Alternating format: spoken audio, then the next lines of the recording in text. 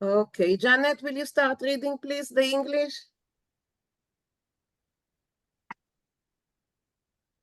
The Bond is one, the Bond, the train, is one of the funniest songs recorded by Theodore Vinkl on his 1959 LP, Theodore Vinkl Sings Yiddish Folk Songs.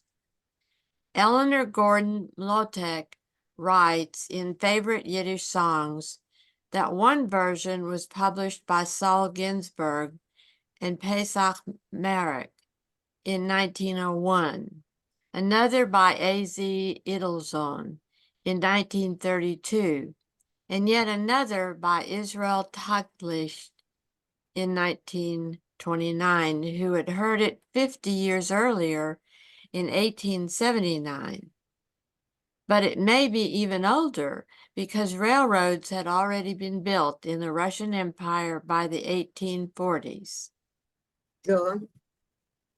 Vinkl lays on the Litvish dialect because the song satirizes the fears of the Hasidim from Light, which included Lithuanian, Latvian, and Belarus. Lite, from Lite. The Hasidim from Lite. From Lite, danke, which included Lithuanian, Latvia, and Belarus. For example, he sings Azain, Mm-hmm. Azain for Azoin, Kailen for Koilen. Oh my, we talk about this all the time, don't we? All the different pronunciations. Kekle for Keyech, Keyech for for Koyech. and Ivan for Ivan, Reg for Reg, Reyech for Royech. and Sabbath for Shabbos, and Ribbine, Beine של אוילם.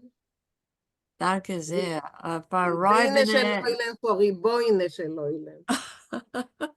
But Maurice translated it using standard Yivo spelling to avoid confusion. Okay, that's a Thank note goodness from for Michael. That's Maurice. a note from Michael. Okay, thank you, Janet.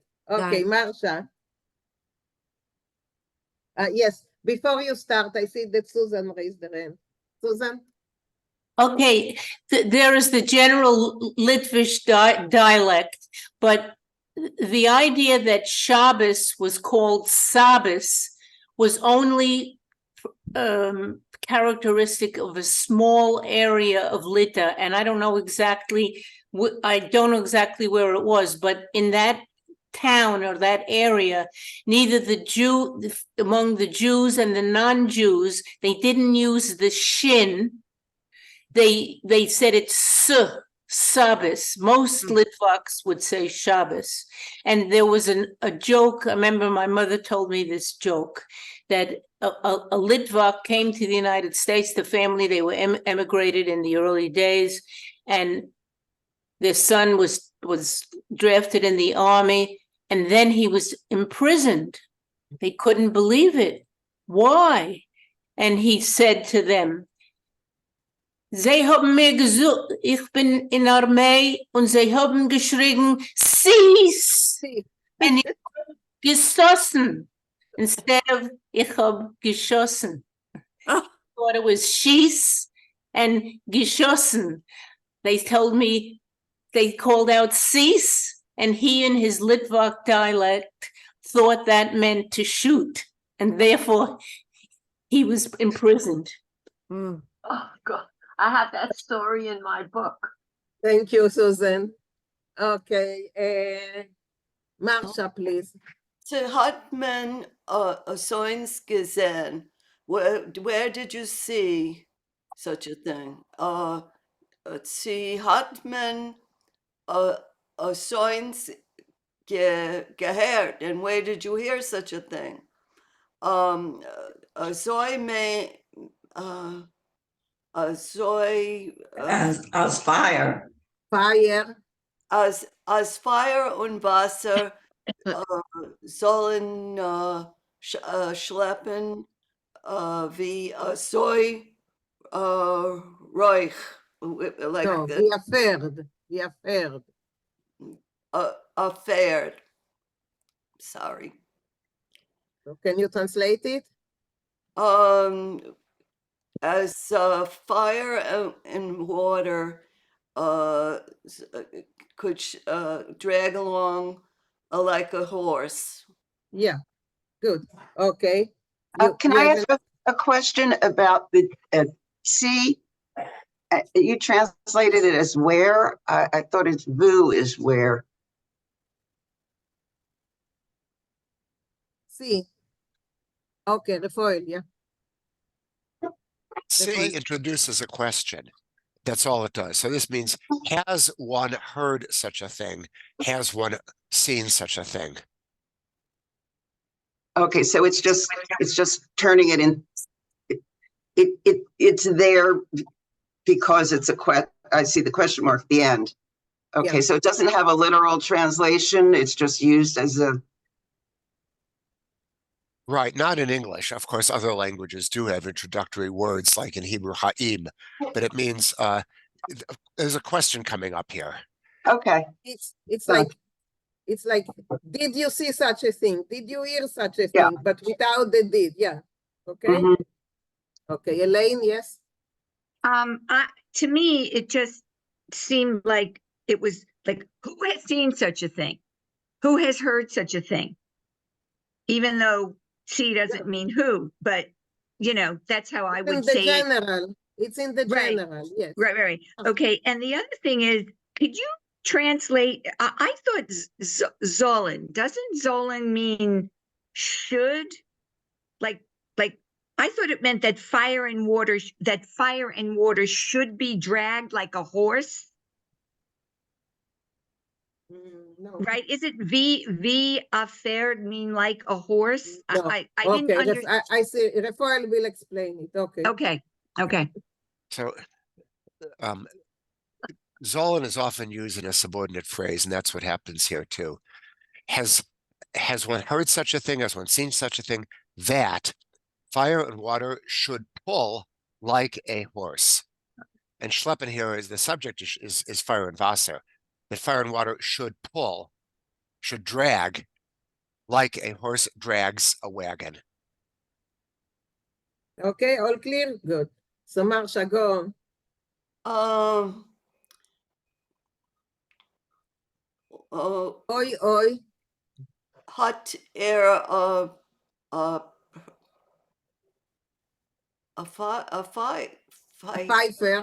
fifer to blow music. No. Like He has a fifer, whistle. He's whistling. a whistle. Mit einser mit unser eisernen Kut. Koyef. Koyef. So I'm he is sorry, a whistle. I'm not feeling well. Maybe somebody else should do this. Okay, no problem, Marsha. No problem. Bonnie, can you do it? Yeah, the next paragraph. Yeah. Oh, no, wait. from the fair. Oh, okay. I'm reading from my page. Okay, so oi hot fifer mit as eisernem is that koyach? Yes. Okay. Yes. Von unten gießt sich Wasser, von unten geht von oben get a roich. Arroyes. A roich. I don't know what does that mean, roich? Smell. Smoke. I'm sorry, what? Smoke. Oh, smoke. Okay, so oi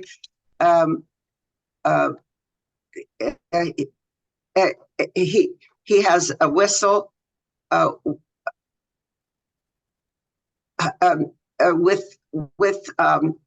with an eisernem I don't know eisernem. Eisen is steel. Barzel is steel, I think. Yes, Rafael, Barzel is steel. Yeah, Eisen is iron. Iron. iron, okay. Iron. Okay, so strong iron, okay. No, with an Well, iron, with an iron strength. With an iron Iron strength. strength, okay, okay. From underneath, Uh-huh. gives, water comes out, Uh-huh. from, unten, from, I guess it's over, Uh-huh. comes the smoke. Yes. Yeah. Good. Yeah. Cookie. What? But Done. doesn't royach also mean odor and scent? All No. those things. Royach is smoke. It's only smoke? What Okay. you mean is reach, Yeah. and it's different. It's written differently. It's written reish yud chet. That's odor. Reach is odor. Oh, And royach that's is odor. Hebrew. Okay. That's from Hebrew. Royach is smoke. Royach is smoke. Thank you. I should have Yeah. done. Rafael, I saw that you raised your hand. Oh, I was going to say the same thing you just said. okay. Okay. So let's continue. Julia, can you read, Julia? Just quickly, what does get? What does get mean? Gimel ayin tes. It's a misprint for gate. Gate. That's what I Oh. thought. Okay. Okay. Can I ask a question?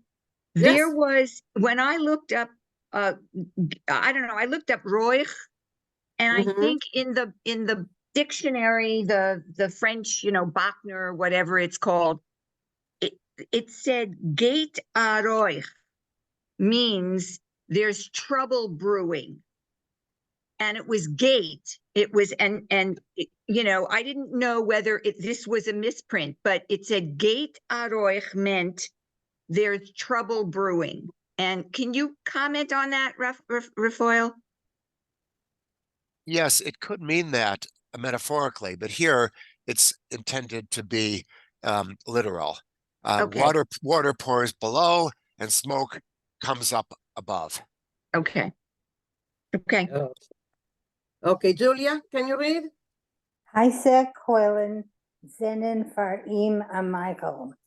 Sonnendick Wasser zappt in sein Beichel. Okay, what's next? Can you translate it? Hot coals are in a Michael. What is that? Food. Meal. A meal for him. Okay. Sonnendick Wasser zappt in sein Beichel. Water pours. No, Sonnendick, very hot water. Pardon? Very hot water, Sonnendick. Very hot water in its Beichel. And I remind myself this is about the train. Yeah. And so everything, okay. Okay, So- Rafael, can you translate those two sentences, please? Hot coals are for it a snack. Boiling hot water, it sucks into its belly. Elaine, you what still is have the koilen? question? What is koilen? That's coal. Coals. Okay, so zappen, is that the infinitive? Zappen is the No. infinitive. Here it's the present tense masculine, not masculine, present tense singular. So is it, Zapt. is just a nun or an ayin nun at the end? Because I couldn't find it in the dictionary. Just none. If the No. Just a infinitive nun. would be zappen, yeah, with just a none. Just a nun, It okay, means to suck. right, okay, What thank is you. koilen? I didn't get it. Coals, Pechamim, coals. Lily, pechamim, coals, pechamim. See, I Chamim? knew what that meant because Mama had to go down in the basement and put koilen in so we should Mhm. have hot water when the landlord wasn't home. Yeah. Yeah. Julia? I didn't hear what is Zudendick, Boiling hot water. boiling hot water. And Zopt is, Erzopt, would be what? In its Vinkl. Sorry, I know the word only in Hebrew. Zappen is to suck. Sucking, right? Stuck To suck. S-U-C-K. in its Sometimes I get and- stuck in one language and it doesn't go to the other one. I'm sorry. And usually it would be Ziedendick. Zudendick would be a dialectical difference. Okay. Okay, so Hana. Henrietta, will you continue? I'm sorry, Vinkl, Zabelli. Belly, That's what I thought. Yeah, that's yes, what I, belly. in its belly. Boyer, Beichel, Boy, okay, and the Beichel. got it. Okay, Henrietta, go on. Oi, oi, hat a Pfeifer mit einem eisernen Koya. Kalk. Von unter gießt das Wasser, von oben geht der Räuch. We just read that. Yeah, we just We read it. just So you translated go on, that. so continue the next one. Okay. Revenue, Riboine של oilem. okay. Verkehrs euch seine Juren. In, So, as jeden Apikorsin. Apikos sollen nicht kennen Shabbos fuhren. I'll let you translate that. Okay. Riboine של oilem. God above. Shorten his ears that Jews, non-believers, will not be able to, not to drive, to Travel. rise, to travel on Shabbos, yes. And again, Henrietta, you are here. Oi, oi. Oi, oi, hat heute mit einem eisernen Klaus. Von Oh, ja. unter gießt sich Wasser von oben, get Arroch. I have a story to tell you. Okay, I'm in please. Houston, Texas. Many years ago, I read that Theodore Vinkl was going to appear at the J in Atlanta, Georgia. So I called my sister-in-law, who lived in Atlanta, and I said, "Get us 2 tickets." I took a plane and I flew to Atlanta, and we went to the J in Atlanta and heard a concert in which he sang this song, among others that we know him for. And it was just a delight because he was no longer a young man at that point in his life. Okay, thank you. That was an Henrietta. expensive ticket, Henrietta. That's Yeah, great. well, but she got to hear him, so that's Of nice. course. Okay, let's listen to it once again.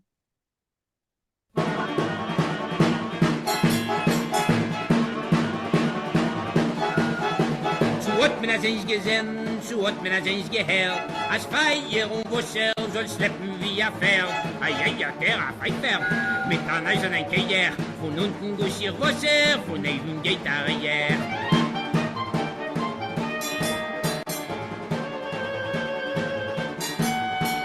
Hey, se Kehl, seinen Farima Meichel, Juden dick Wasser, zappt in sein Beichel. Ja, der Pfeifer, mit einem eisernen Keier, von unten guss ihr Wasser, von neben geht der Reher.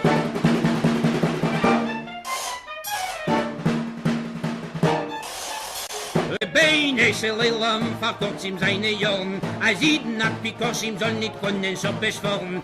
Ja, der Pfeifer mit einem eisernen Keier. Von unten guss ihr Wasser, von neben geht der Reher.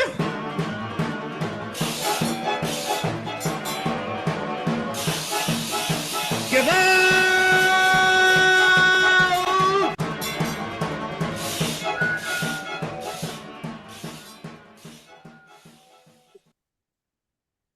Great. Okay. That was fun. And the band and the sound effects, that was so much fun. Yeah. Elaine, yes? You're muted. What's the actual meaning of Gewalt? I can't translate it. Oy Gewalt, we say it all the time. I know what it means. What is the English translation? Okay, I see that Rafael as an answer. The underlying meaning of Gewalt is force. And so it's used as an expression of distress if you are being forced to do something or someone is applying force to you. And then it comes to mean just woe is me. And so Oy Gewalt is like woe is me. But the underlying meaning of Gewalt is force. That's interesting. Okay. Okay. Anyone else? Yeah, Julia. There's a lot of words I know in Yiddish that I know what they mean, but I wouldn't be able to translate them into English. I know. Okay, I Julia. was once told by another teacher that Hamisha Gewalt Masim is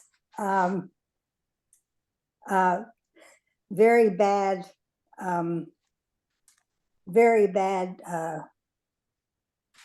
do you say that? Gewalt Masim is bad stuff. Or bad happenings. Yes.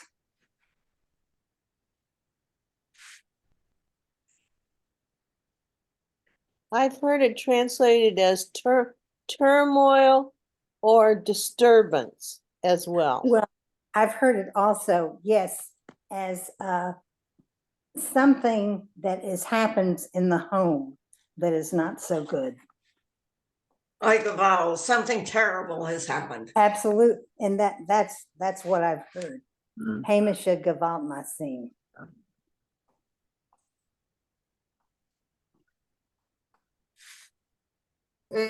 Guys, just a moment. I need to do here something very quickly. So just talk among yourself just for 5 minutes. Okay, hope everything's okay. Yes, We used to hear brach a lot. Yeah, I think it's when you're wringing your hands or you're hitting your face. Could Gewalt be a past participle of something? Is it what? Isn't it a German? It's a German word. It's not a past participle. It is not, no.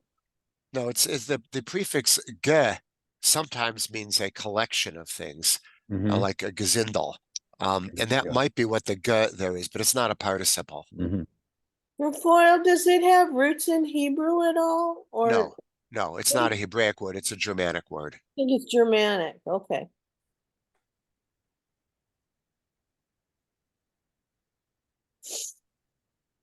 I'll put in the chat a pointer to a paper by Uriel Weinreich on Sabbasticker Lawson. That's nice. Sorry about it, guys. Just said something to. Bank was calling to see if there is something wrong. It's not wrong, but you have to do it immediately. We know about that. Yeah, so you have to do it immediately, otherwise yeah, okay, everything's fine. Can we move to the story, guys? Need to find out if you're a ganif or not. Yeah, something like this. Oh, gee, great. Yeah. And you have to do it on the spot, otherwise okay, everything's fine. Sorry about that, guys. Okay, let's go on. Oh, Luisa, you are here, very good, because we don't have anyone that knows Portuguese. You know some Portuguese? Yeah. Yeah, perfect. Great. Perfect, yeah. Because this story that we are reading has in it English and Russian and Portuguese, and no, not English, Yiddish, and some bad Yiddish, and so yeah. So we will do. Tutto bene. Tutto bene? Okay. Tudo bem. Okay. Okay. That's Portuguese. Yeah, so we are back in Brazil, guys. And Rosa Palatnik, the writer, she is giving us, it's like a crash course of like the rise of the Jewish immigrant in Brazil. And so let's start reading it. Rafael, please, can you start reading it? in a rog. Can you make it a little bit bigger? Yeah. Yes, of course. Yeah. Thank Okay, you. that's okay? Yes, much better. Okay, I can do a bit more. Okay, here. Okay. In a rog von Avenida Atlantica, von wannen men zet die rachvestike Ausspretung von Chvaljendick glanzigen Jamspiegel. I'll translate that much. Okay. Yeah. In a corner of the street called the Atlantic Avenue, Avenida Atlantica, from which one can see the broad outspreadness of the wavy, shiny, mirrored sea. That's not quite English, sorry. So one can see the mirror-like sea, which is broad and spread out and shiny and wavy. Okay. Steht unteren Kielenschatten von Gedichte Palmenbäumer, a bräuner Palasset. They're standing under the cool shadow of the thick palm trees, a brown a Palasset. Now, someone will have to tell me what a Palasset is. Palasset, it's a villa. It's a mansion. A mansion. It's like a small palace. That's why they call it And Palasset. is that Portuguese, Luisa? Or In Spanish, we also say palacete. Thank So you. it could be really, it's really from, I'm sorry, other Romanic languages. Let me see, French, le palais in French. So Latin palacete, palatio. Yeah. no, palais in French, but palacete is a small one. palace. That's what it Okay. is. Der Heucher eiserner Teuer is breitse effort. The tall iron, we had that before in the song. The tall iron gate is opened wide. Zwei bronzene Leben spritzen fontanisch mit verschiedenfarbige Wasseren. Two bronze lions are sprouting like a fountain with various colored water. Die Venezianer Fenster seien halb geöffnet. The Venetian windows are half open. Und von dort gissen sich falsche Tenor, was kommen von einem echten Flail-Klavier. Okay, from there are pouring out false sounds which come from an actual player clavier. It's a player piano, I assume. Der Palasset steht inmitten von einer gedichten Garten. The small palace is standing in the middle of a thick garden. Auf der Wand von der gläsernen Terrasse, on a wall of the glass terrace, is aufgeklappt a plakat. There is affixed a placard. A sign. A sign, that's it. Yeah. I like the word placard because it's connected, but anyway. Yeah. In form von a Mappe, in the form of a map. Dorten is ausgemahlen a reich gedeckter Tisch. There is painted a richly set table, mit Nummern und Namen von die Gäste, with the numbers and the names of the guests, was fallen parnehmen die Plätze in großen Salon, who will be taking their places in the large dining hall. Okay, thank you. Before we continue, any question, any comments? Yes. that finally makes sense. It was like, what? The map, the sign? Okay, it's a Well, sign. it's with a a map, sitting, like it's a sitting arrangement. Yeah. It's like a wedding. announcing where they're gonna sit. Okay, Exactly. finally makes sense. Yes. Okay, Barbara, So, yes? so I just want to echo that because I have found, I mean, I can't work this, so don't call on me today. But this is incredibly rich, and thank you, Rafael, and Louisa. You know, marked that Sutskever recognized this woman as a great writer. So I knew we were in for something here. So I just want to echo what's been said. It is difficult, but wonderful. Yeah, I'm sorry that it's difficult, but I think that it will give us, something into the history of the Jewish immigration in Brazil. So, oh, no doubt about it. Thank you. Difficult because we don't all know German and Portuguese and Russian like they used to. They all used to have to know these things to get by. So yeah. But Okay. not all of them were rich there. This is No, not all of them were rich, but this is, that's kind of how do you unique. say, a tableau, a picture of what's It's going a on. But unique. you're right, Yeah. not everyone, but also you will see, he wasn't rich at the beginning. He became rich later. Oh, okay.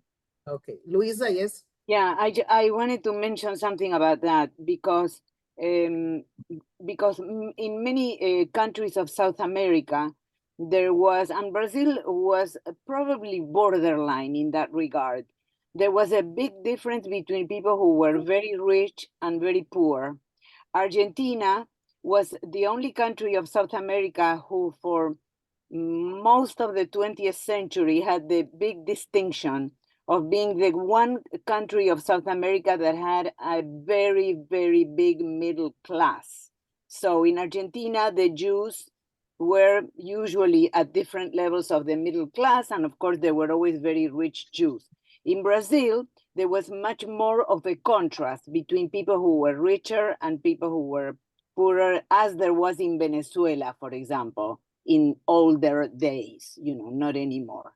So Argentina has lost the status of having the biggest middle class in its population compared to the rest of Latin America. And I agree, there's a lot of poverty, and even that's the case for the Jews. The current situation in Brazil, I am not sure about, but historically, I am not surprised to see people who probably came to Brazil with nothing and they were able to make a fortune. Okay, thank you, Luisa. Barbara, do you see, we have two mid-gliders that are actually from Brazil, but they usually don't participate. Do you see Liba, Leonard? Right. Good idea. I'm going to ask her to join us. And and of course, Yocheved, Claire, also. Oh yeah, that's right. So they're from Brazil, so maybe that we can get an input, from actually Brazilian people. Yeah, can you talk to them, I'll write them and I'll send also the story. So that'll be great. Perfect. Okay, thank you. Okay, Susan, can you continue, Senor Jacob? Yes. Here, Senor. Oh, Senor Jacob, een Niedriger mit rundige Bachel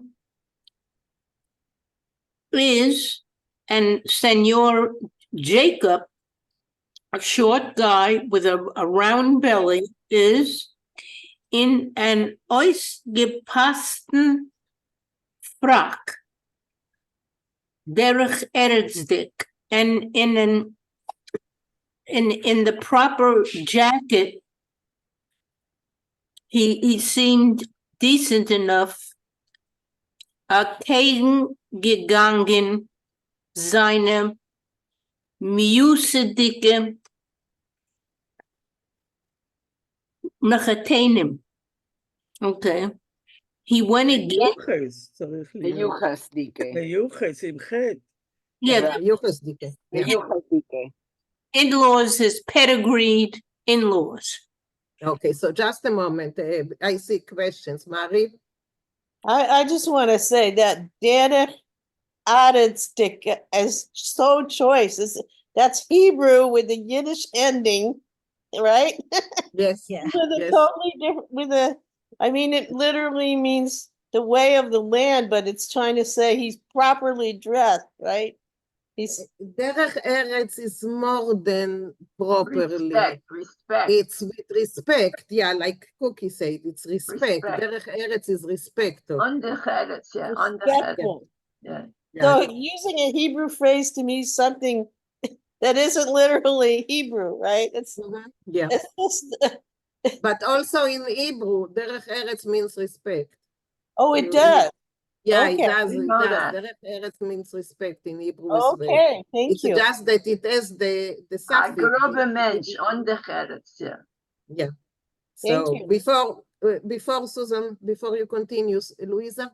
Yeah, I wanted to mention precisely, those are examples of the grammaticalization of Hebrew into English, because what's happening is that you're taking two adjectives or nouns from Hebrew, and nouns or adjectives, and that doesn't matter.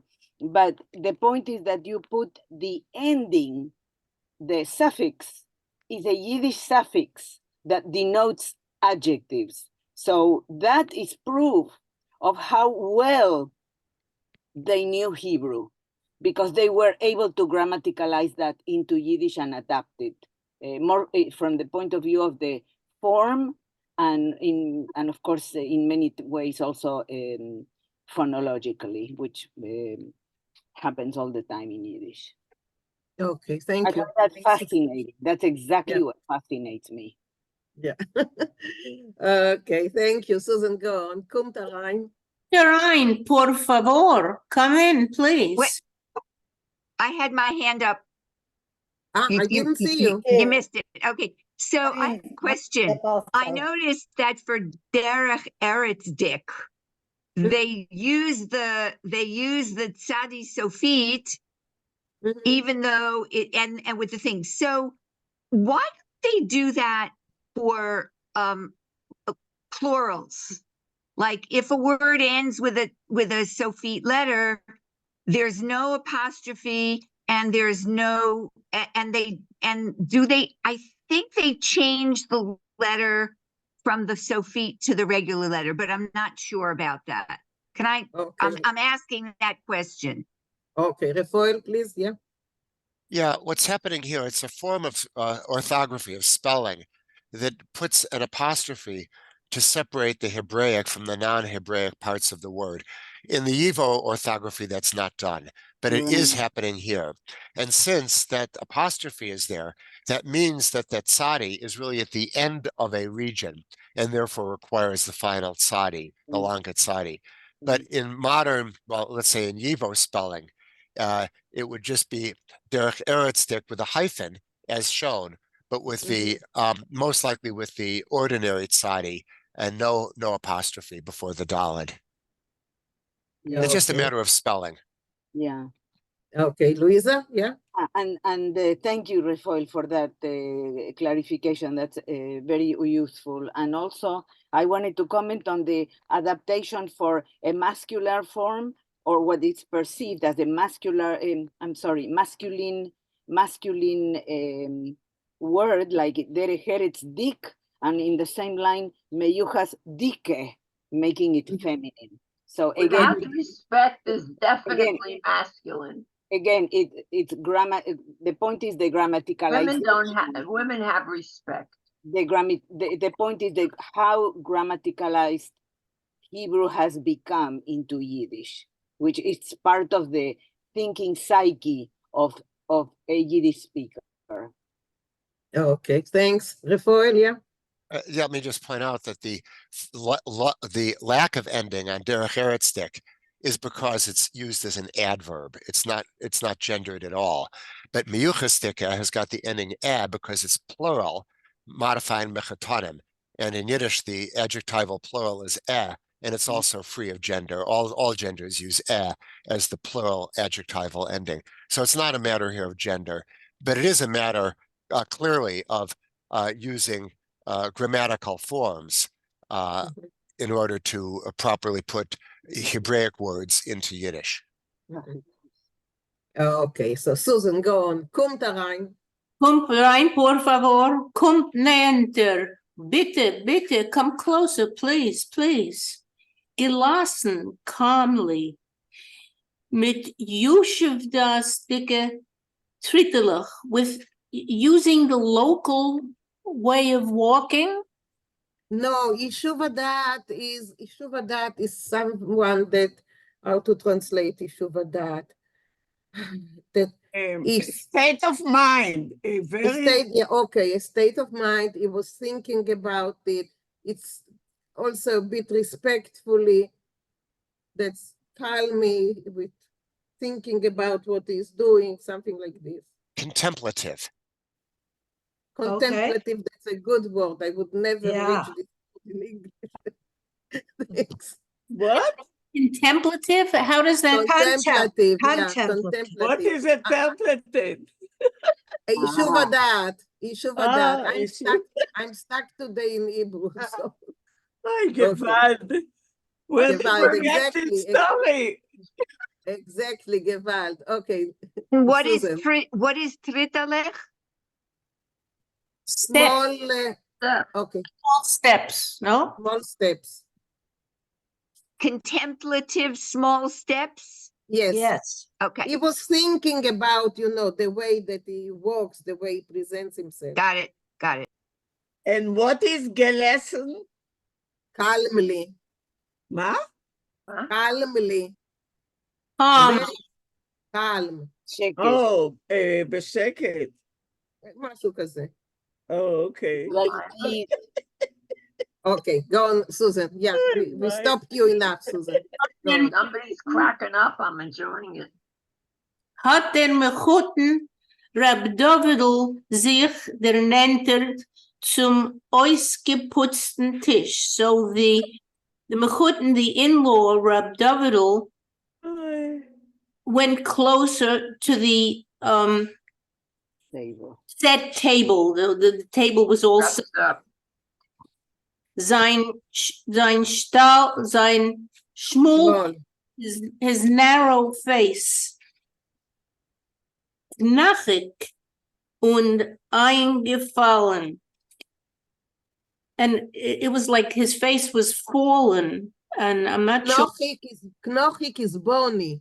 He has a bony face, and it Bony sunk in and sunk in. And sagging. And sagging, yeah. Crestfallen. Bei Eisengang, geblecht, while he was walking, at the time he became pale, ungekrimmt, and he shriveled up. Seine bräune Augen, and his brown eyes shriveled up. Straight von der scharfer Lichtigkeit, and they were affected by the very sharp lighting. Unbeherrscht von an innerlicher logic, and backed up by an inner kind of logic of what he was thinking inside. Logic. Logic. Oh, Logic. Logic. Oh. Shalom Aleichem, Mechutten, Mazel Tov, Machateniste. Greetings, Mechutten, in my in-law. Mazel Tov, in-law's wife. Dana Marte, and that's her name. Die Machateniste, a kleinig dikke was No, a keilig dikke. A keilig dikke. Krep Yidine. He was a round and roly old Jew. Mit a gefarbten Kopf, with a dyed hair. Kinsliche Leckerlich. And very pretty. What are Leckerlich? No, carols. The carols were gefarbet künstlich. So they were dyed in a very, I don't know, artistic way. Okay. Yeah, okay, just a moment. They Refoil were and then fake Karen. pearls, fake. Two words. Firstly, lekalech is the diminutive of locken, locks. So her locks were cleverly gefarbed. Okay, and the other is the word krepke, which is kind of an unusual word. It means sturdy. Sturdy, okay. Sturdy. Okay. So just a moment, Karen too, Karen? Thank you. I have a question going several lines up. The line that begins with bony, the phrase hat sich Beisengang. What does that mean? How is that? While walking. Okay, thank you. While, be'ez, it's while. At the time Also, of. I just want to mention for the Makatenister that the word that comes before the curls, Kinslerich, I believe it means fake or artificial curls. No, Kinslech is artistically. Oh, I see. Artistically. Kunst is art. So artistically. So. And the word. Okay. Beverly? Keilechdicke. Never mind. Okay. So Susan, go on. Hat sich bei Machetunem der Scheinen geräutelt, ungeschämt. And when she came to the in-laws, she turned red and she was embarrassed. And nicht gekannt gefinnen das posigen Wort, and she couldn't come up with the right word. Hagam in ihr reichen Spitzenkleid, even though in her rich lace. Spitzen is lace. Oh, and her rich lace dress, hat sie sich davke heimisch gefühlt, but she felt very heimisch and comfortable in her lace dress. Yeah. Okay, thank you. Any questions until now? Karen, you're still holding your hand or no? No. I'm sorry. Okay, that's okay. Rafael put a map in the chat, and I want to ask, what is this map? Oh, okay. This is from Weinreich's article about Sabbatstika Lawson, and he in the map he's got 3 sections listed, 1, 2, and 3, trying to show that there's actually some effect of one language on another. But region 2 is the important one for us. Region 2 is the place where there's Yiddish Sabbatstika Lawson, which he translates that as the total confusion of hissing and hushing phonemes, that is sh and s, among others. And you can see that this particular map shows that it's almost all of well, it's the eastern half of Lithuania. It doesn't include Suwalki. So it's not the area known as Zamut, I think, but it's the other parts. It's the eastern parts, including Kovna. And it then goes into Belarus, going as far as Mogilev and Bobrusk and Minsk. They all are parts of this area that he claims have this Sabbatstika Lawson. Wow. Okay, thanks. Is Vilna is not included in that. We often associate Vilna is included. It isn't. Yeah, Vilna is, he marks it in Belarus. It's somewhat older map here, but yes, Vilna is there in the region. He says is part of now. That's his interpretation. I'm sure other people would draw the maps other ways. And apparently the Lithuanian language spoken there, the Goyim also did not distinguish between the Shin and the Sin.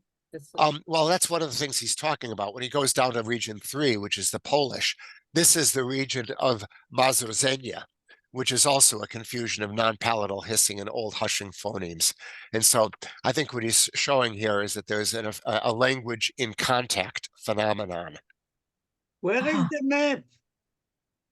The In the map is chat. in the chat, in the Oh, chat. now, okay. Fantastic. Okay, Louisa? Yeah, thank you, Refoil, for that explanation.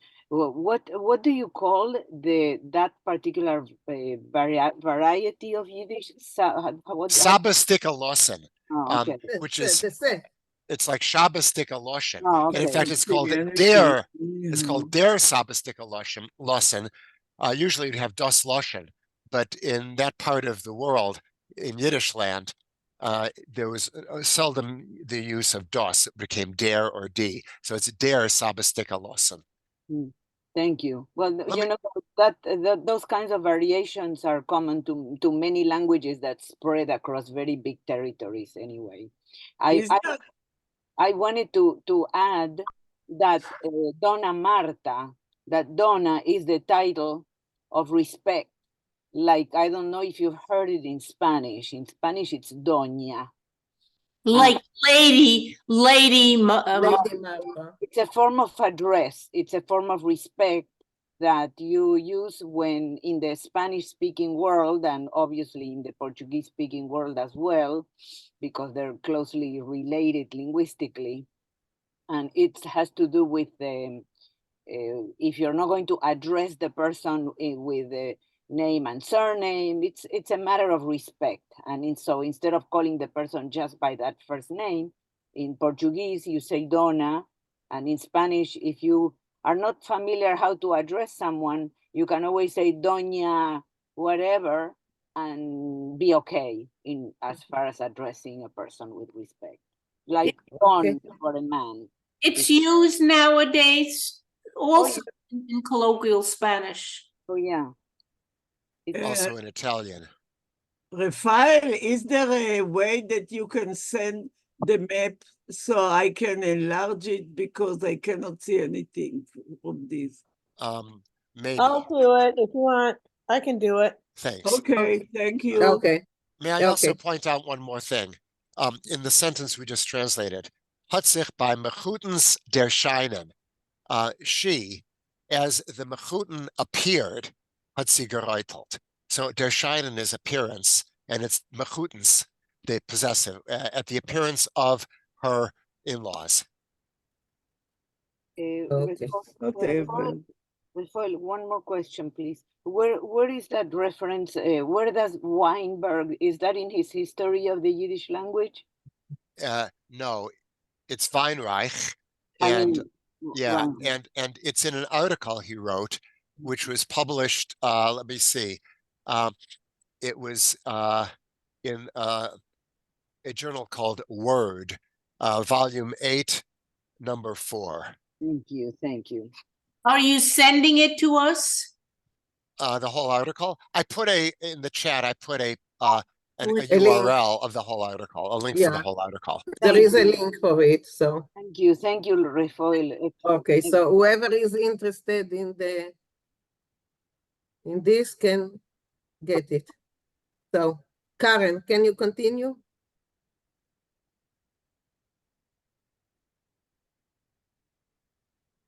Noch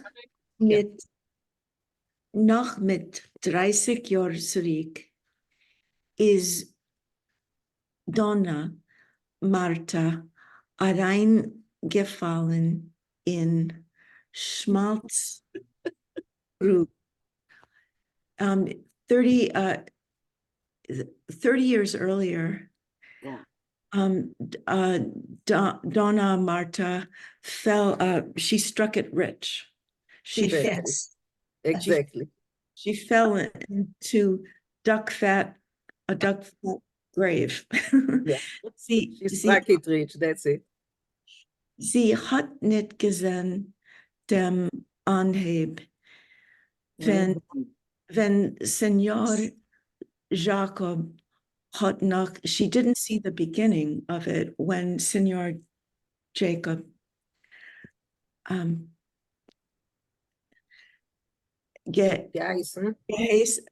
geheißen Yankele Katsev. She didn't see the beginning. Senor Jacob was then was called Yankel the butcher. I'm sorry. Was fleck sich schleichen über der billiger Kaffeen when he snuck around in small cafes in an upbliakerten oilich in a faded coat mit a peckel helle Kravaten with a bundle of bright ties. Ruth and Dick often calling out loud, aprazu, aprazu. And I think that might mean I'm sorry, a pleasure.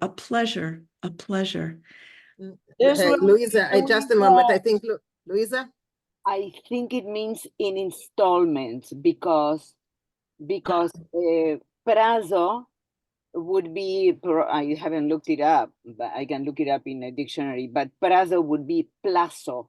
So a plazo, when you buy things a plazo, it means that you have time to pay month by month. I think that was probably one of the innovations that the Jews brought into the Quentenik business, that they let people pay a little bit every month or something like that.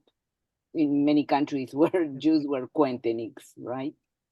So he's a peddler. So basically he's a peddler going from place to place and selling his merchandise. So a prazo means sort of with time or with a deadline, but it refers to monthly payments, I think.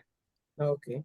In Spanish, we say the same thing, that you can buy something a plazos. Okay. That means that you have a term to pay. In a Google, is that Spanish? This is Portuguese. Oh, Portuguese. Because Portuguese tends to, that R there, linguistically, there is a connection between the R and the L sounds. So it just, that's just Portuguese for you, that's all. Thank you, Louisa. We need you today so bad. Okay, Karen, go on. Gescholten dem Wisten Handel mit Teuter Klolas. He cursed vehemently. And literally he cursed the miserable trade with deathly or dead curses, but it's an idiom for Schilten mit Teute Klolas means curse vehemently. Yes. Und Teines gehat zu der Welt, and he complained to the world. Lamai hat sie ois getracht, asa gehennendike. Medina. Brazil. Why did the world invent such a hellish land, Brazil? Medina. Yeah, Medina. Country, yeah. Okay. That's Go on. Freund hadden gemalt im gerotten. Relatives back then advised him, kehr sich und zum Jacke-Klotz. Return, go back to your butcher block. Hat Yankele ois geklotzt seine Chitre. Titre Eugen. And so Vinkl opened wide his crafty eyes. Genug gehorket in weiberscher Fartiger, enough fiddling around in womanly aprons.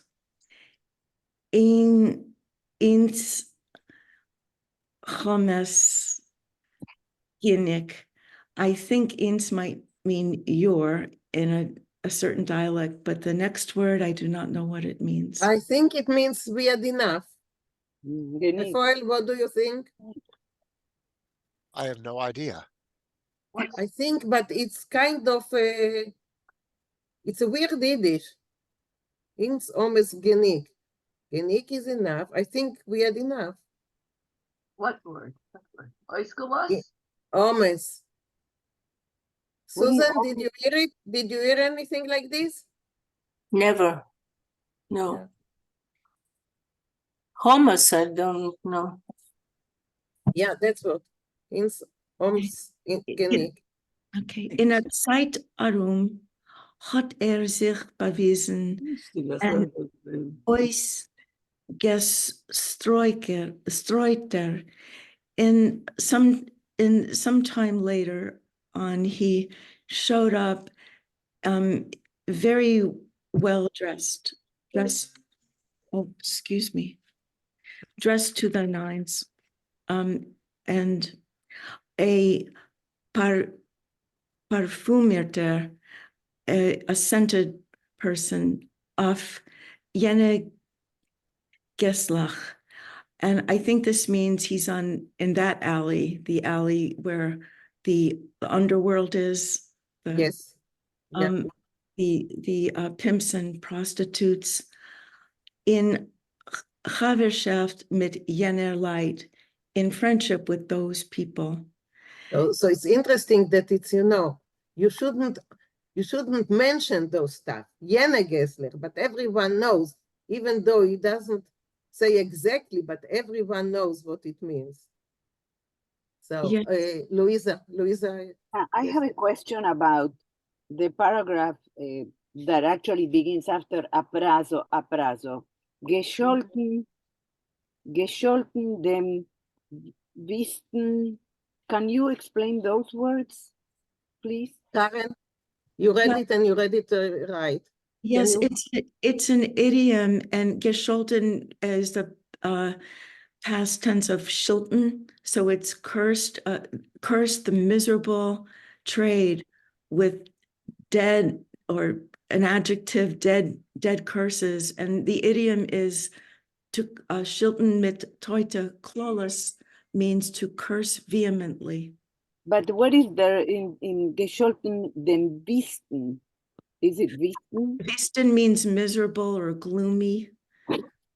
Some negative. Thank you. And gerotten, in gerotten? Gerotten is the past tense of rotten, which is to advise. Thank you. Okay. Thank So you. I just. Okay. Thank you. And Freund is plural of, it means kinsmen or relatives. Yeah, Freund. Isn't there a word gerotten as gerotten in the Mammen? That's a different verb, or I mean, that's an adjective, is meaning similar. Gerotten can mean similar. It can also mean succeed, successful, but gerotten in this case is the past participle of a different verb, rotten, which means to advise. Okay, thanks. Mariv? Minna or Rafael, can you say literally what is Jena Gesol? Jene Gessler? Light? What does it mean literally? Literally those alleys. Certain small streets. Those alleys. Jena light at the end of that line. And Jene lie those people. Thank you. Okay, so everyone knows what it means when he says But Jene I just Gessler. want to know what the actual words mean so I can Yeah. learn. Yeah. Yeah. Okay. Lena, can you repeat? You said everyone knows. Yene Gessler. It meant that in Brazil, probably everyone knew what he meant by Yene Gessler. It's the where the underworld, where the pimps, where the hookers. Barbara, I saw that you raised your arm. No, I just had a question about that Toita Kalala's. I thought it maybe Toita here was an adverb meaning dead curses rather than dead curses. And so I just was curious, that's all. Heute clueless means clueless. Insult. Does it Means Heroin. what? A klola is a curse. Right, but at the Toita, it means it's No, I would say like, deadly yeah. curses. Deadly, yeah. Deadly curses. Deadly. Okay. I was just curious. I just curiosity. Thank you. Susan, what did you want to say? Oh, it means extreme, the worst curses you can imagine because they lead to death. Yeah, I see. Yeah. Thank you. My father said he had the worst curse, which was worse than that. Sein Numen soll werden abgemerkt. That to him was the worst. Like the person didn't even exist anymore. Luisa? Yeah, I would I stand to be corrected, of course, but when I think of the placement of that word jene Gessler and jene late in brackets, I would think of translating the word jene as certain, because it feels No, I don't think so. I think the specific, it's a specific place. Okay, it's kind of. I don't know. That's what I think. Maybe someone else think otherwise. So please. It's like those that you've heard about, that, or those that you don't want to name, those, but everybody knows what you're talking about. Yeah. Maybe in other languages, like in Spanish or in French, you would use the translation of a certain person or certain people or something like that. That's why I use that word. Okay. And if you say a certain person, it's understood that both persons who are talking know what the reference is. Maybe you could use the word unmentionable, those unmentionable places. Yeah, whatever. But to me, it's just, I don't know, it's probably from Romance language type of usage. That's what I'm thinking about that particular translation.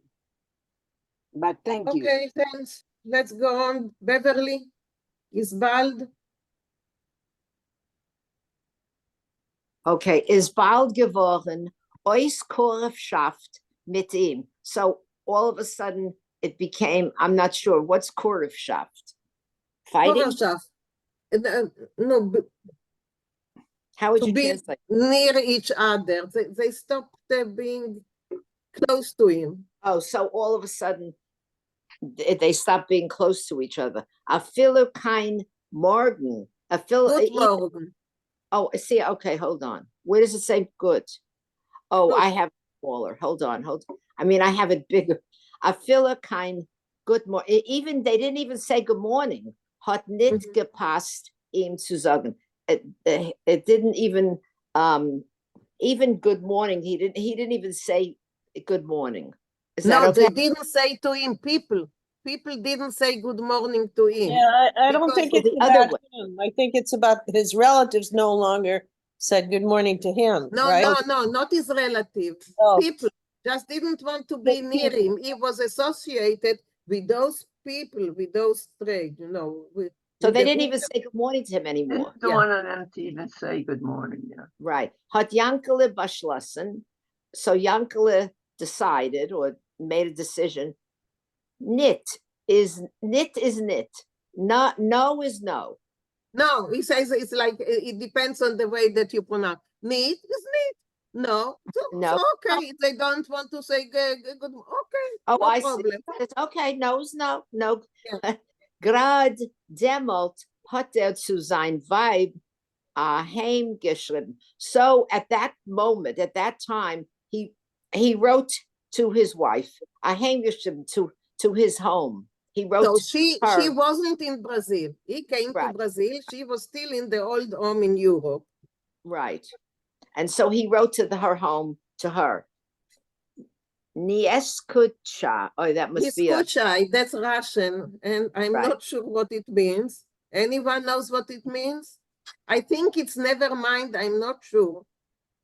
Well, nies is never, but kuchai, I don't know. Or uch. Mehamer? Mehamer.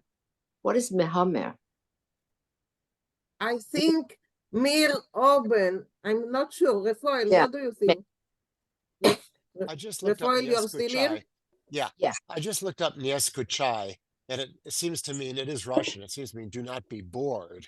That doesn't seem to fit here, but No, that's what- maybe don't bother. Do yeah. not worry. Maybe do not Yeah. worry. Men hat mir be'ezus Hashem a Gott in Himmel. We have, thank God, a God, A God in in heaven. heaven. And mehat Oh, mer, Mitzvah that's- Hashem.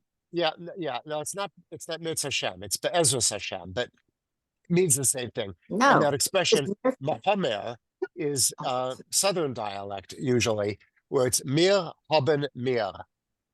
So putting the mir in twice, mir haben mir, and then it's contrasted or contracted to Matmer. Okay. What's the word But after that? isn't, just a moment, isn't it considered to be like low Yiddish? I'm not sure. It's colloquial. It's not Colloquial? literary Yiddish. Okay. And maybe it's Baruch Hashem instead of Bezras Hashem. Baruch Hashem. Thank God we have a God in heaven. Baruch Hashem. Oh, gotcha. Right. Okay. Thanks. Thank God there's a gut in Himmel. Merz Hashem in Kortzen El Yed Dear Ahir Nemen. I think it sounds hopefully soon will bring you. Is that what Yeah, dich a eir nemen. So yeah. A hair here. Yeah, but hair. there's a lot of extra letters in there. A hair, yeah. So Okay, so just a moment. Yeah. Just a moment, Mari. First, can you say that translate that last sentence clearly? Mirz Hashem, that one. Yeah, Just- okay. Merz Hashem is God willing, I think. No? Yes. Or Yes. Clearly in English what the rest is. in short, I think we're going to bring you here. Ahir Nemen, we're going to bring you. But I don't know what Yad Diech is. Okay, that's Warsaw dialect or Southern dialect. It's El Yech Dich. That's Vel Ich Dich. Aher Nemen.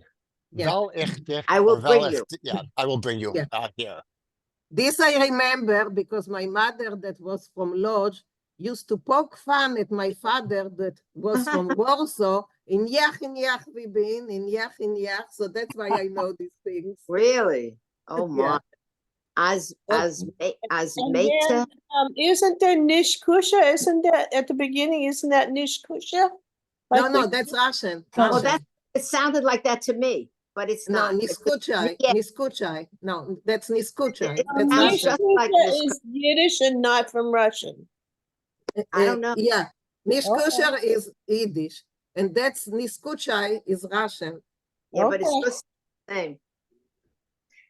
Okay, go on, Beverly. Meta is gekommen und hat der Zen die Dozeke Schmolle Gesslach and Meta must be the wife, right? Yeah, She the name of the wife.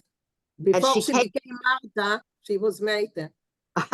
And she saw the small, what's a Gesslach? A window? Alley. No. Alley. Oh, she saw small alleys. Mit die niederige Heiskers. Oh, with these short houses.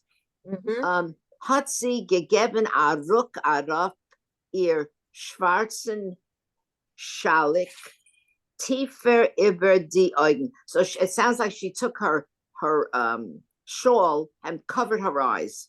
Yes. Correct? Yes. And what is this word? Barora? Boo. Like, Burr.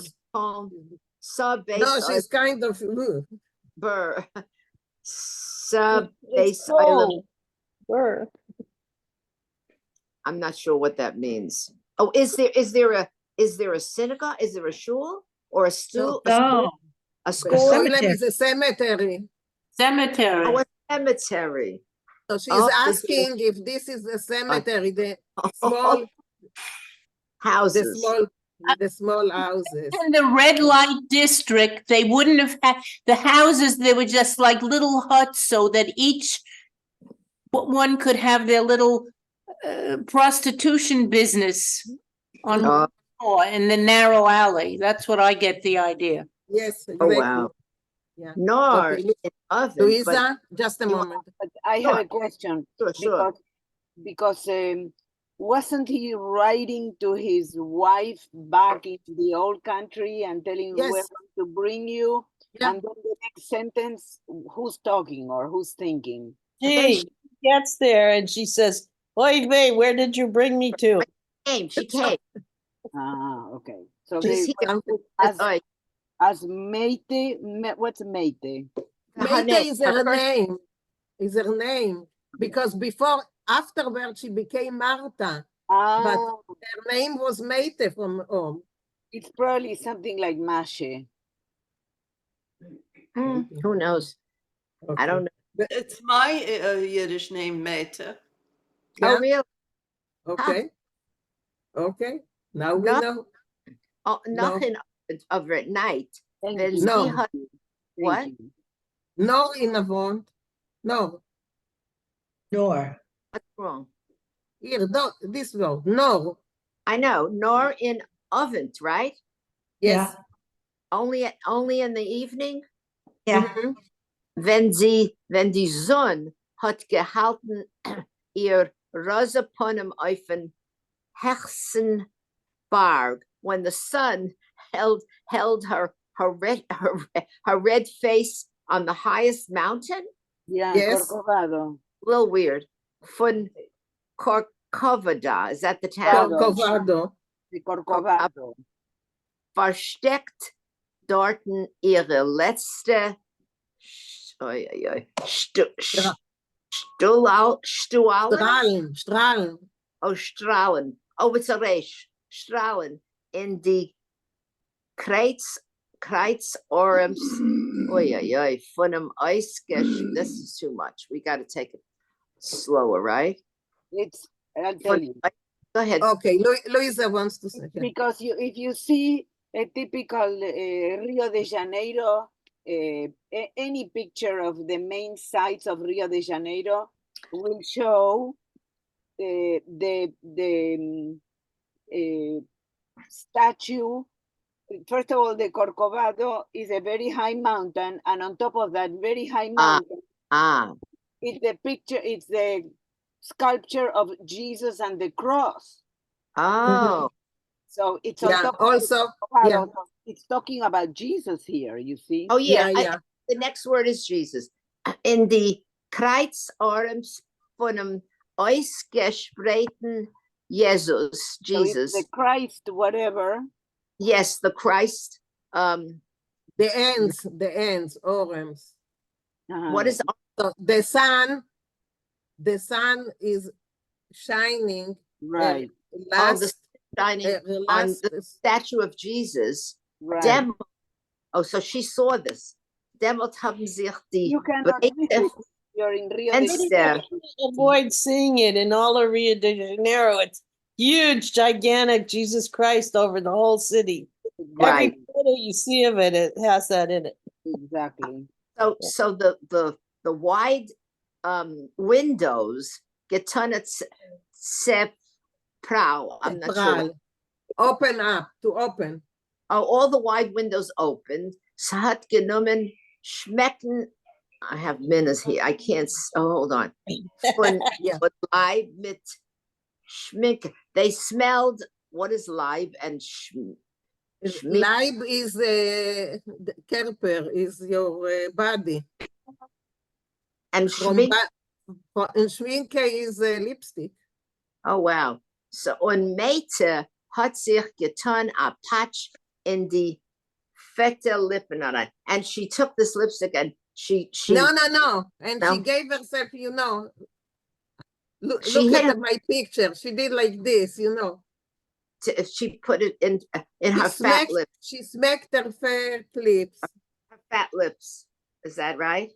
Yes. Okay, get somebody else. That's enough for me. Okay. Louisa, finish it up. Could you do that whole I somebody was do looking that whole for the paragraph? picture of the Corcovado with Jesus like on top of the mountain. Oh, I think. I was showing it to you on the phone. Yeah. but And anyway. also, Rafael put a link in the chat. Oh, And good. so, Do we and do so that she, whole paragraph, just translate with no one person, just clearly? So where okay. do you want me to go on? Rafael, are you still with us? No, You want this- me, where do you? okay, yeah, because at this time he's already leaving. Okay, nor in Ovent, but in the evening, when the zone od gealten rose upon him, when the sun Very hard to held his red face, she was auf den erste Berg von Corcovado, when the sun was on the tallest Mountain. mountain of the versteckt dort ihre letzte Strahlen, so she's putting there her last rays in the Kreis orems in the arms that are like the Jesus, Christ arms, yeah, von dem ausgespreiten Jesus, from the sculpture of Jesus that is ausspreiten is to ausspreiten. Probably something like Does it mean spread out? Yeah, it's open yeah, arms. spread out. Okay. Damals, then, at that time, oben sich die breite Fenster getona zepral, the wide windows opened up. Zepral is usually for a window. I remember at my home, they usually, when they say zepral in the Fenster, to open the windows, and it started, out genommen schmecken von Leid mit Schminke, and it started to smell from bodies with lipstick, so the body odor of the prostitutes. Und Maite, that's her name, the wife, od sich getan, she gave herself a smack on the fette lippen, on the fat lips, and she said, "Tfu soll es werden," so to hell with it, or tfu with it. Nackte Schicksals in offene Fensters. No, unclad, ערומים, unclad, Louisa, help me out. No, Non-Jews. Naked. Naked. Naked not- chicks in Right. open windows. Those is by Dir Mischer. That's what you call handling, or they're doing Mischer. I Thank told you I'm you. stuck in Hebrew today. I'm sorry. Thank you very much, Minadad. It's such a difficult paragraph. It really helps to hear. The whole story is a difficult paragraph. I just hope next But week very enlightening how they thought about the place and everything. Right. You can imagine what the women thought when they came. Same Yeah. as in the United States too. Very difficult, but worth the effort. Oh, this is incredible. I mean, this prose is just magnificent, really. And Difficult. the mixing of the languages is very difficult, beautiful and creative. Yes. Also, he's a very modern writer. I mean, he lets you into the story by the backside, and then he starts to explain why it's that way. It's a woman. She. It's a woman. Oh, sorry. It's a woman, Rosa. It's a woman. What's her- But it's very modern writing. It's very contemporary. What's her name? What's her name? Rosa Palatnik. Oh. Rosa Palatnik. I sent you a link to her to a short biography about her. So yeah. So if you want to read it, you can access it and read it. Yeah. She is very modern for her time. That's right. Cookie? I have a question that I've always wanted answered. I know there's a familiar and a respectful way of saying, like, wie vielt ihr, or you could say wie vielst du. is that still used in Yiddish? I have no idea. We have to ask In other the, words, somebody said to me, they don't use it anymore. You could say do to everybody. yes. But Yeah, that's, yeah, you can use this, yeah. You can use the do in they every don't, language. they don't use the Every language respectful way nowadays. anymore. Do you feel it? They don't use the respectful way anymore? You can I think- use it, but it's not required. I see. Okay, thank you. Well, what about among religious Jews? Do they still know. keep the formality? No. A lot of the religious Jews don't know any Yiddish. All the Chabad here don't know any Yiddish. Only the Rebbe had Yiddish to the Rebbe, but the young, they come into the beauty parlor. This on Friday, I go to the beauty parlor. They go, Cookie, your family is here. And they all walk in, the Chabad next 4 or 5 of them, tall, short, all wearing the white shirt with the black hat. It's hilarious in the beauty parlor. And nobody looks at them. I'm the only one. They're always offering me candles. Do I have candles for Shabbos, for this and that? They don't understand a Yiddish word, no. I can't. Bob, it was okay, the paragraph. You will read it next week. That's okay? Can you see? Bob, it was Oh, difficult? yes. Yes. Yeah, I prepared, but I will not be here next week. I'll be in California, but thank you. Oh. And I was, Okay. yeah, but it's My good. children are going to Argentina today. My son and daughter-in-law and their 3 grown children. That's where she was Okay. born, in Argentina. So it's the first time she's going back. Oh, Bob, nice, nice. Bob, they have internet in California as well. no? yeah. The Vinkl will take a rest. Yeah, that's okay. That's okay. I know. I know. But by the way, last week someone made a comment about wearing my hat and bundled up. And you people down in the temperate zone don't have a whole lot of concern for us people in the tundra up here. So, Where and then if are I took you off my, exactly? and all the heat, kind of just, Where are you? oh my God, up in in New Jersey. In We're New kind Jersey? of near the Arctic Circle. Where in let New me tell you, Jersey? it's Where in New Jersey? 58 down here now. Near 58 Princeton. in Florida. Where? Near It's Princeton. Italy. Princeton. You Nice. worked in Princeton? I'm at Lawrenceville, which is next to Princeton. This is town next to Princeton. Yeah. Okay. Yeah, I see Nice that. place, good place to live. too. But it's very cold. Yeah. It's Okay. cold in Yeah, we can Florida. imagine. It's 58 here. That's like freezing for us. I have the heat Oh, poor baby. 5'8". Oh my Okay. God. I see that Louisa raised her hand. Okay. And not The weather air concern. condition. I wanted to share with you something amazing. You have talking about Argentina. You heard that there is a new president in Argentina. Yeah. Yes. He was sworn in about a week ago, 10 days ago. They were saying about him that he was in the process of converting to Judaism. They say he's crazy and all that. But anyway, That's proof. he's a character. What did you say? I said That's that proof? would be proof. Yeah. Well, I was astonished to see during the day we saw it was a Sunday of last week, so it's about 10 days ago, right? When we saw on YouTube all the filming of his taking over ceremonies. And one of the traditional ceremonies taking over for a new president in Argentina is, of course, to go to the Cathedral of Buenos Aires and to have a mass in the Cathedral of Buenos Aires. Well, thank you mass and so forth. Well, he being much more interested in Judaism, because I read that he says, I kneel every day and I pray to a Jew, meaning Jesus Christ. Right? So he said, what's the point of kneeling every day, being Catholic or Christian and kneeling to a Jew? I read that. But anyway, so instead of doing a regular mass, and you can find this in YouTube, but of course it's in Spanish, I suppose.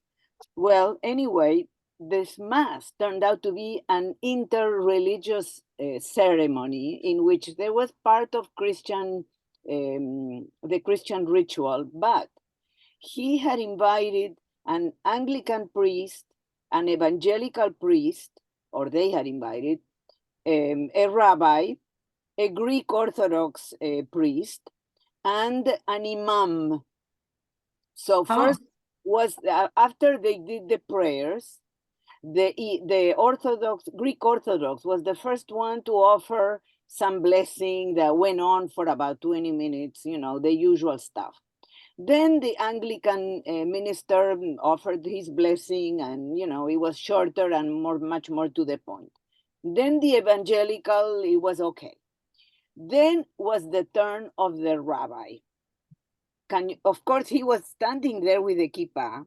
He is known to be his personal spiritual advisor. So he is standing there when it's his turn, and he starts saying that it is not in his place to give him a blessing, but that he's going to ask God to bestow on him the same blessings that he gave to King Solomon. So he starts telling the story of King Solomon being asked, the legend, right? That King Solomon was asked, what do you want? Do you want riches? Do you want this? Do you want that? And Solomon said, no, I just want the wisdom to rule my subjects and blah, blah, blah. So the rabbi is standing there. This is televised to the entire country. And he's standing there looking at him in the eye.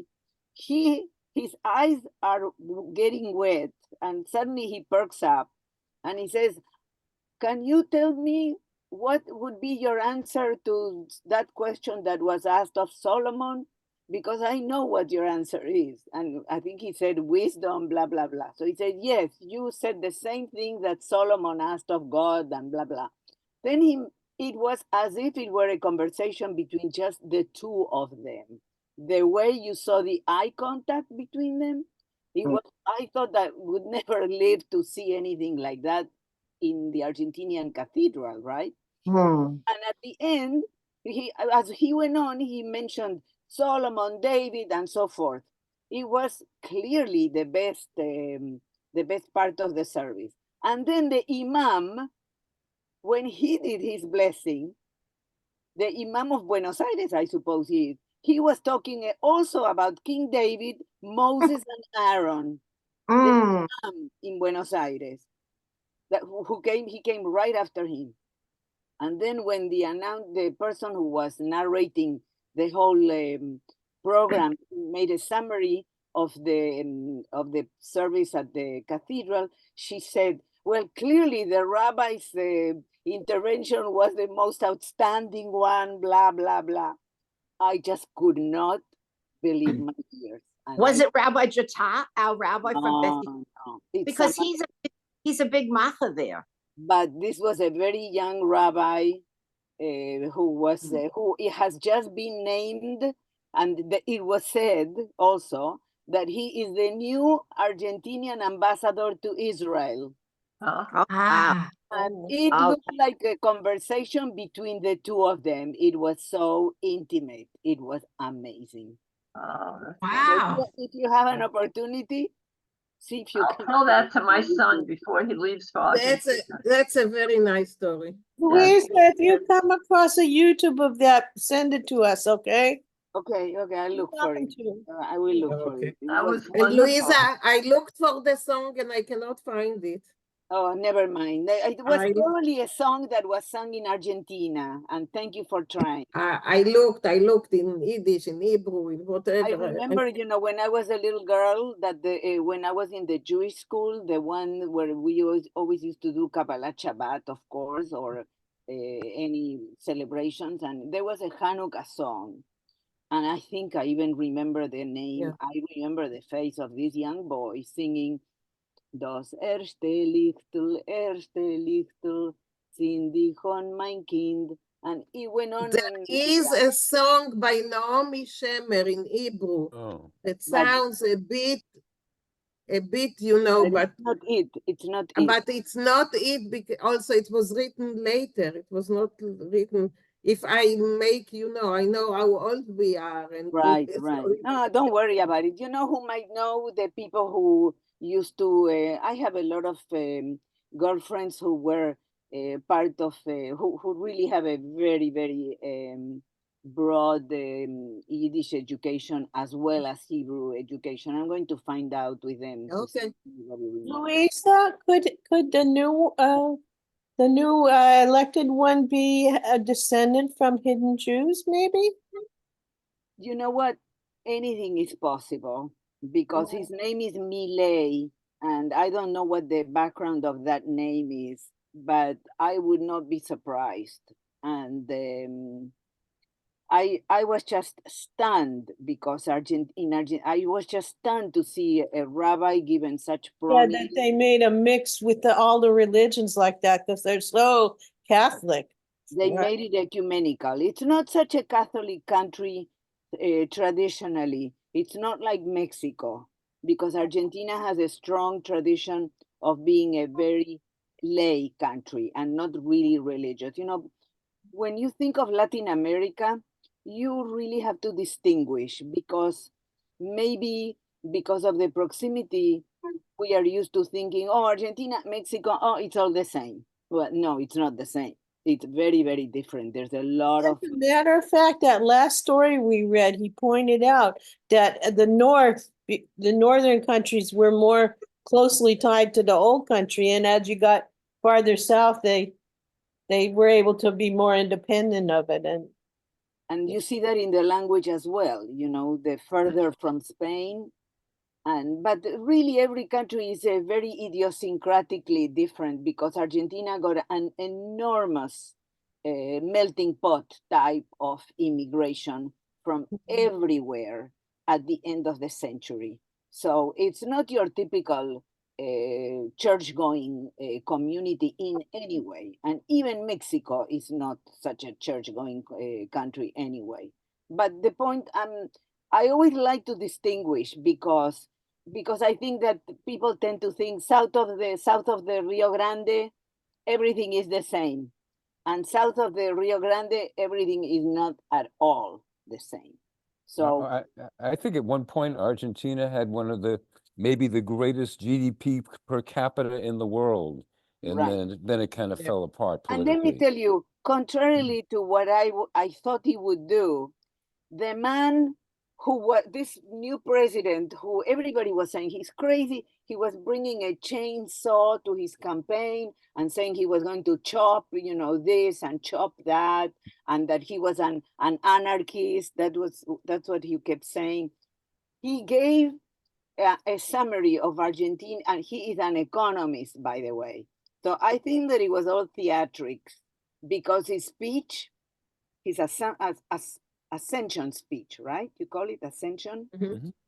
His ascension speech was really economic information to the country.